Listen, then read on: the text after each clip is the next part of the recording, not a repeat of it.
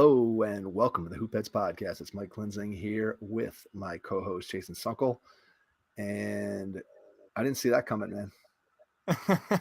I I know I said that I felt like the Heat were gonna win a game, but I don't know that to my core I really believed it. And not game Um, two, certainly.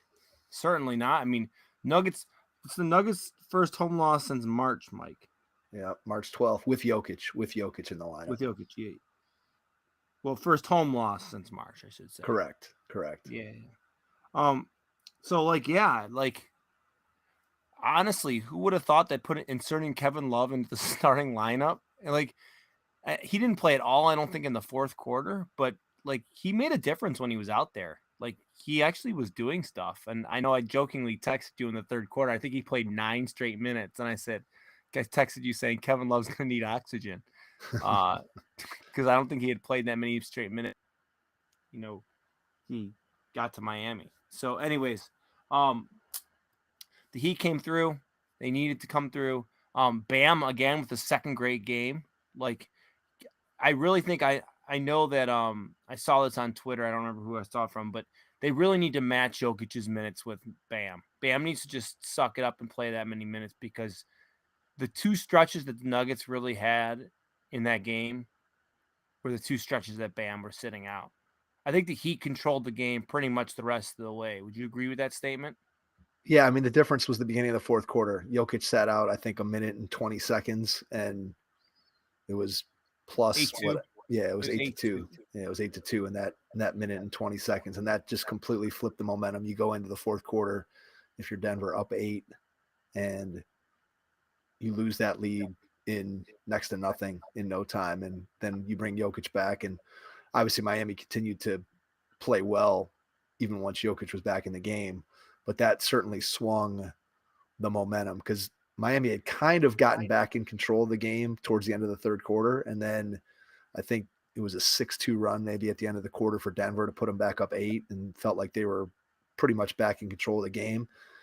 And then, but again, how many minutes can any of these guys play? I mean, what you're asking Jokic to do in terms of carrying the load, which obviously he carried a huge load offensively tonight because they really weren't getting much from anybody else.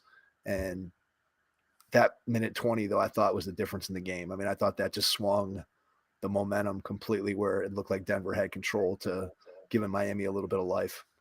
Yeah, and then the other thing too, Mike, I'm glad that Mark Jackson knows who Nikola Jokic is now. He does. He does. He didn't put him on his MVP ballot, He did not. and he tonight said that he's one of the top 10 centers of all time in the NBA. Yeah, top 10, right? Yeah, he said top 10, and he didn't put him on his MVP ballot. Get out of here, you idiot! Get out of here! I'm sorry. Yeah, There I'm are with you. clowns everywhere. I could do without Mark Jackson. I don't mind Van Gundy. He's decent, and I don't mind Mike Breen. I'd much rather have the TNT halftime crew and post game crew. Did you watch the Charles Barkley video I sent you? No. I sent you a video on the Twitter about him and Rocky and their history together. Okay. And then he was at the game tonight. I'll have to watch it. I did Yeah, see you have to Chuck watch. there. Yeah. So That and listen, all his potato chip commercials. there were quite a few of those. And There were. They had that thing. They had that thing on rewind. yeah. So, anyways, so Bam stat line tonight: 21-9, 4 assists, 2 blocks, 8 of 14 from the field, and just hustling, big time. Just he seemed to be everywhere when they needed him. And like I said before, like when Jimmy Butler was off the floor, it didn't seemingly make that much of a difference to the Heat. But when Bam was off the floor, it was noticeable.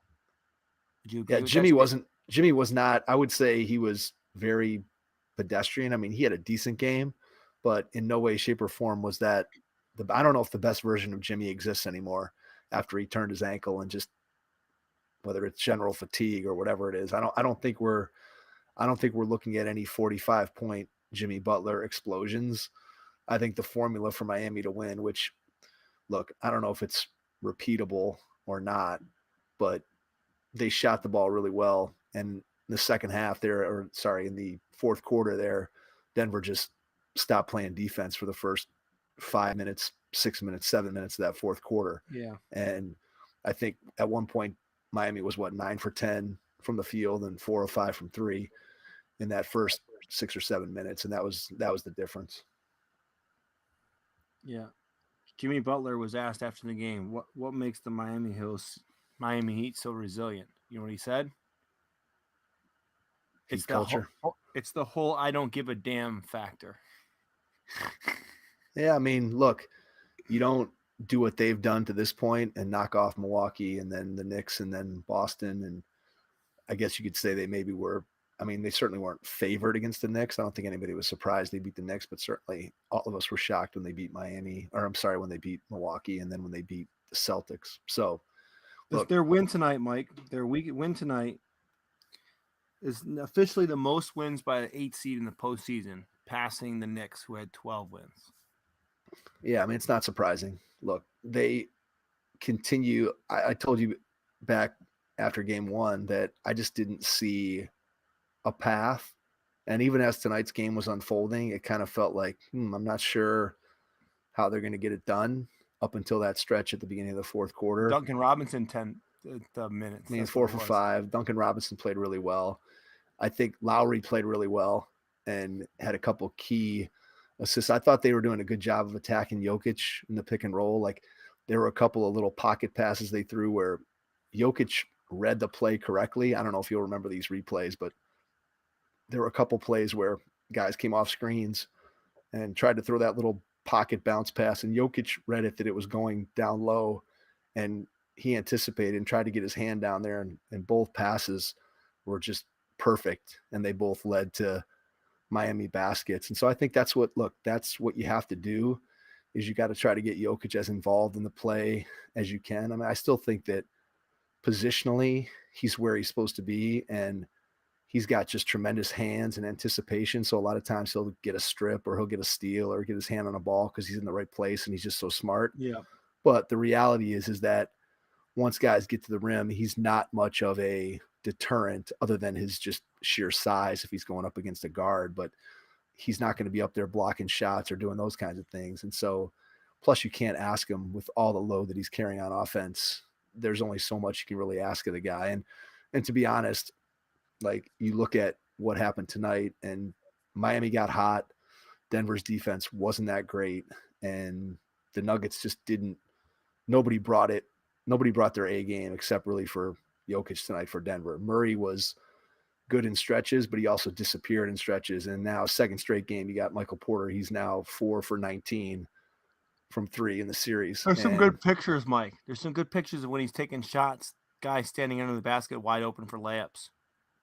He doesn't pass. I mean, I've said this about him for his entire career. I think he's gotten better and he rebounds more, and he's certainly more multidimensional than he was. Yeah. But his first thought every time he catches the ball is, how can I get a shot off? And it kind of reminded me of some pictures I saw you sent me earlier this year of someone going to the basket that was ignored. There you go. Yes, I understand. I'll leave that. I'll keep those editorial comments to myself. But nonetheless, yeah, Michael Porter Jr. definitely loves to shoot the ball. And if he's not going to make them, and look, the whole thing going into the series was right that Michael Porter Jr. is 6'10", and the Heat guys that are going to be guarding him are significantly smaller. And so he's going to be able to shoot over them and kind of be unbothered. And to a large degree, that's true. And so he's got to shoot better than 4 for 19. He just has to, because he's gonna look to shoot, because that's what the guy loves to do. He's not a natural passer. I remember 3 years ago when I told you at some point, I'm like, it's not even that he doesn't see guys. It's like he almost like fundamentally doesn't even, like, his muscles don't even know how to pass the ball. Like, he just looks awkward when he's passing the ball. And that's a little bit better than it was, but still, when you watch him, he's got to make shots. I mean, he's got to make shots for Denver to win, and he didn't make enough of them tonight. And Caldwell Pope only had 6. They need more production. If you're not going to get a great Murray game, then they need more production out of those other guys. And they really didn't get it. Jeff Green and Bruce Brown, I thought, played decently off the bench, and Christian Brown played well. They just needed a little bit more from, I would say, Porter Jr. and Caldwell Pope, and then obviously Murray had to do a little bit more. Jokic, you couldn't. I mean, dude, his touch around the basket is just, I mean, it's unbelievable. He looks, I don't want to say awkward, but awkward is probably the best word to describe him. I mean, he's just banging into guys and his arms are flailing all around. But as soon as he releases that ball, it's like the softest touch. Like we were talking here at my house today, that almost every shot he takes that hits the rim goes in. He just gets a roll, he gets a touch, and he catches the ball. He's got such good hands. I mean, look, he was fantastic tonight, and it wasn't enough because Miami played really, really, really well. Now, they've held Denver to 108 and 104. And I think if you'd have said that to them before game one, that you're going to hold Denver to those point totals in the first two games, I think Miami would have been very happy with that and thought they had a good chance to win one, if not two games, holding them to that, that point total. So kudos to Miami. I did not see this coming in any way, shape, or form. And I'm still not 100% sure quite how they did it, but I think attacking Jokic more and more and more as much as they can, putting him in actions and making him defend is got to be what they do. And look, this Bam Adebayo compared to the Bam Adebayo we saw in the last 5 games of that Boston series where he looked shook and lost, he's going to play this well, then night in and night out, they're gonna have a chance. They're gonna at least give themselves an opportunity. I still don't see how they win this series. I mean, my overall feelings haven't changed, but kudos to Miami and how hard they played and what they did tonight to win this game. Because myself, you, and I don't think anybody else really saw them winning game 2. I just didn't see it.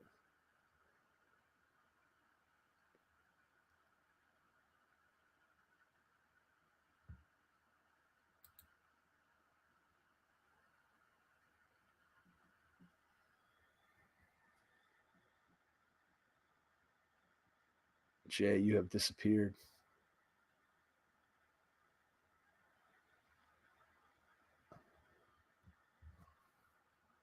And my phone is not here.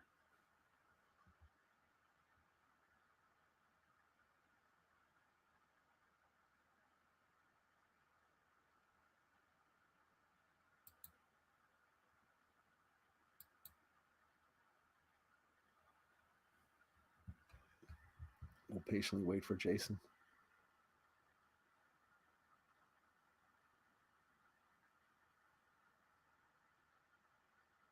All right, Jason has left the building, and hopefully he will be returning soon to our Game 2 recap podcast here on the Hoopheads Pod. For those of you who are watching live, all right, here we are. Still can't believe that Miami won this game. And Jason is trying to join us. Can you hear me? Hey, there he is. Can you hear me, Mike? Now I hear you. Yep. So I was in here the whole time. I could hear everything you were saying, and it was telling me that Riverside was unable to access my devices for some reason. There you go. Who knows? I wasn't on the tab. I was listening to you. I wasn't on my tab, and I responded a few times to what you were saying, and I thought maybe you were just ignoring me, Mike. No, I was not, but I couldn't hear anything. I was off on a rant, so it's okay. So the only thing I would say is this, Mike. And I think the Heat are the Nuggets not using a timeout down the stretch. Your take on that, Mike? I think you have to. I think the thing is, and I go back to think about our conversation that we had with John Krikorian, right, who won the Division III national championship with Christopher Newport, and basically his thought was he didn't call timeout, and what he said about that was he felt like he had confidence in his guys who were going to have the ball in their hands to just go and make a play, and the defense is scrambling and whatever. So, but I think the main point is that you have to know what you're going to do beforehand. Like that's not a decision that you make in the moment. Now, the other thing, Mike, the other thing was too, they had 2 minutes. I mean, it had been 2.5 minutes since a timeout, so they didn't have a play in mind for that 3-pointer. It wasn't like No, but I think you think you're just playing against a scrambling defense. I think that's the thought process, and you think it out beforehand. And so what you do is you go into that situation. You say, hey, if it's a situation at the end of the game where we get a rebound like that, and there's 12 seconds or there's 8 seconds or whatever the time cutoff is, you just have that pre-planned. You say, okay, we're just going to go with it and we're going to play. Or we know in that situation we're going to call a timeout. I don't think that that's a decision. At least it probably shouldn't be a decision that you make in the moment. Is it the right decision? I mean, you can argue it back and forth, and there's different philosophies. Obviously, now it looks like, hey, we didn't get a shot, or we didn't make a shot, so maybe we should have called timeout. What I will say about that whole scenario is it looked dicey there for a minute as you're getting into the Jokic Murray handoff and 2-man game. And maybe you call a timeout there with like 4 seconds to go where it feels like you're kind of scrambling. But at that point, you got to trust your two best guys. And the honest truth is that Murray had a pretty good look at it. I mean, if that thing goes 2 more inches, I mean, it was dead straight and just hit the front of the rim. He created enough space. He got a mismatch guarding. Well, I don't know if it's a mismatch, but he got Butler switched on to him. He created space for that shot. He went up for it, and it just came up a little short. So I don't know how much better of a shot you're getting. It was kind of an ugly entry into getting that shot. But ultimately, I think that if you told Denver that, hey, that's the shot you're going to get, whether it was a timeout or it wasn't a timeout, I think they'd have lived with that shot. I guess I don't think they're crushed that that was the shot they got at the end of the game. Okay. All right. I'll give you one piece of trivia, Mike, before we make a prediction on what the rest of the series is going to go. Okay. Jokic's 68 total points in his first 2-time final games are tied with Kevin Durant for third most in NBA history. What 2 players have scored more than 68 points in their first 2 finals games? Ooh, that's a tough one. Well, Jordan, I would guess, is one. Jordan had 69 points in 1991. Okay. And I need one other guy that had the most. There's something famous that happened this player did in the finals. This play in the finals that this player scored. He did something when he scored one of his baskets. He did something when he scored one of his baskets. Well, let me think. It was against the guy we mentioned on the podcast last Tuesday that he did this thing to. When we were talking about the trivia, most playoff games played. Man, now you're asking me to remember trivia questions from a week ago. You're asking. Well, I'm trying to give you a hint. You're asking a lot. I got no idea. Just give it to Allen me. Iverson. Okay. All right. He stepped over Ty Lue. Stepped over Ty Lue. Or Ty Lue. Yeah. Come on, man. He stepped over Ty Lue. All right. AI. Sure. Yeah. Well, they won that game 1 against. Wasn't Derek Fisher on that team though? Wasn't Derek Fisher on that team? He probably was on that team, right? I'm guessing, but I couldn't tell you for sure. But yeah, he stepped over Ty Lue. We did talk about Ty Lue last week, though. We did. Yeah, we talked about Ty Lue and his potential availability. That'll be my out. All right, so predictions for the rest of the series. I think now it goes 6, Mike, because I didn't anticipate Miami winning these Denver games, and I think Miami's going to win. I think they're going to split in Miami. So I think it's gonna be 2-2, and then I think the Nuggets win it in Miami game 6.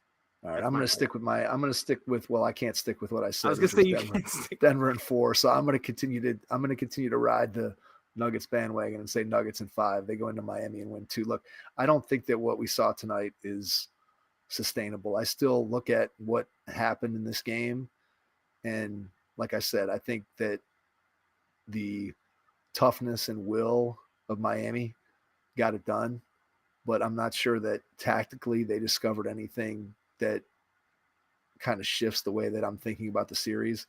They still have no way to control Jokic, and if guys just knock down a few more shots, I think Denver wins that. And that minute and a half, I still think the minute and a half at the beginning of the fourth quarter is what switched the momentum. So I'm going to stick with Denver. I'm going to say Denver in 5. They go into Miami and win 2.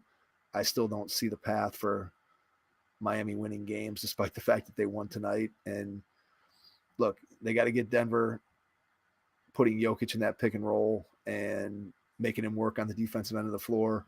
And I think making him score more was probably the right call. I think that's probably the right call. I think if you're Miami, you'd like to see Jokic with 40 and only having 4 assists as opposed to having 30. And Well, that's what they talked about. They said that was the 10 game assists. plan, was to make him a scorer, not a facilitator. Right. Which, I mean, again, he's going to score. I mean, the dude scores basically at will. I mean, come on. He shot 16 for 28.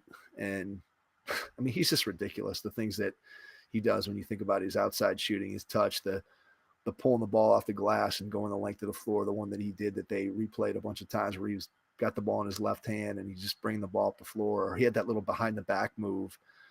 I mean, he's so skilled. He's so skilled. And I just don't think Miami has answers for him. And I think the longer the series goes, I think the more he just figures out ways to carve Miami up. And other guys got to make shots. I mean, Michael Porter, I guess if he's going to shoot 4 for 19 in the 2 games in Miami, then they're going to have a shot. But I still think Denver, to me, Denver's still has to be the overwhelming favorite despite what happened tonight. Yeah. So, all right, Mike, I think on Tuesday's episode, we'll talk a little bit about the finals and then talk about coaching. And I'll try to have a Shooting Stars review, Mike. All right, there we go. Sounds like a plan. You know what that is, right? You know that the Shooting is, right? Stars. Yeah, so it's the LeBron movie about his high school. Oh, okay, there you go. You're gonna have some Shooting Stars trivia. I don't know. I've already read that people it's follows the story. It's okay, but it does a little historically inaccurate. Okay, big shocker. All right. Well, hey, you got to take a few liberties, as if the story itself isn't incredible enough that you have to enhance it. But yeah, it is what it is. Yeah. All right. Anything else? I got nothing, Mike. All right. Heat culture, baby. Heat culture. I guess, man. There it is. So we will see you on Tuesday for our regular NBA pod, and then we'll see you again. It might be a shorter one, Mike. I don't know what. Maybe we won't. Who knows? We always say that, and then we'll end up talking. Maybe we got to talk. Then you'll go on one of your rants. Maybe, right? Maybe we got to talk some NBA draft. I don't know. You're gonna do all your draft research between now and then. Which one of the Thompson twins you like? I'm gonna be out at Cedar Point all day tomorrow. So okay, well there you go. I get it. So anyway, well I'm sure we'll invent some stuff to talk about on Tuesday that'll carry us for at least a little while, and then we'll be back Wednesday for our Game 3 back-to-back post game wrap, and then you will see this episode in your feed on, I guess it's what now, Monday morning. But we also have another episode with Joel Lincoln, aka the basketball barista. So you have to turn into Joel's episode to find out what that means. So please check that out. You know, we're going to be recording 4 nights in a row this week. Are we? Tuesday, Wednesday, Thursday, Friday. That's right. Yeah, you're right. Hey, the Hoopheads pod. It's a busy time of the year. June's the busiest month, baby. Yep. All right, let's leave it there. Thanks to everyone for checking us out tonight, and we will catch you on our next